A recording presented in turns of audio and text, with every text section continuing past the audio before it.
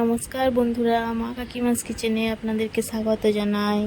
যারা করলা খেতে একদম পছন্দ করেন না তারা আমার এই রেসিপিটা অবশ্যই একবার ট্রাই করে দেখতে পারেন। কড়ায় তেল দিয়ে তার মধ্যে তেজপাতা, পাঁচফোড়ন, শুকনো লঙ্কা দিয়ে দিলাম।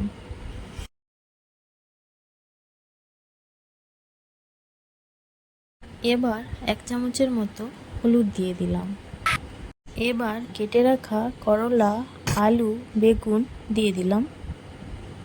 আপনাদের যদি বেগুনে কারোর অ্যালার্জি থাকে তাহলে আপনারা বেগুনটা স্কিপ করতে পারেন। এবার এর মধ্যে কেটে রাখা পেঁয়াজ ও টমেটো দিয়ে ভালোভাবে নাড়াচাড়া করে নেব।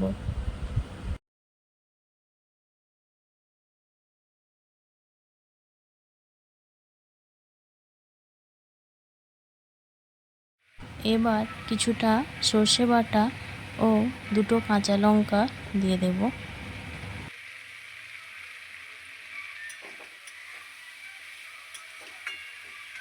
এবার এর মধ্যে স্বাদমতো নুন, জিরে গুঁড়ো, লঙ্কার গুঁড়ো দিয়ে আবারও নাড়াচাড়া করে নেব। এবার আলু, করলা, বেগুন সেদ্ধ হওয়ার জন্য কিছুটা জল দিয়ে ঢাকা দিয়ে রেখে দেব।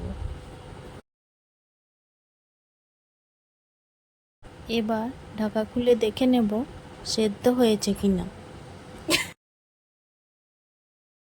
বেশ রেডি হয়ে গেছে বেগুন আলু করলার তরকারি। রান্নাটি ভালো লেগে থাকলে অবশ্যই চ্যানেলটি সাবস্ক্রাইব করবেন।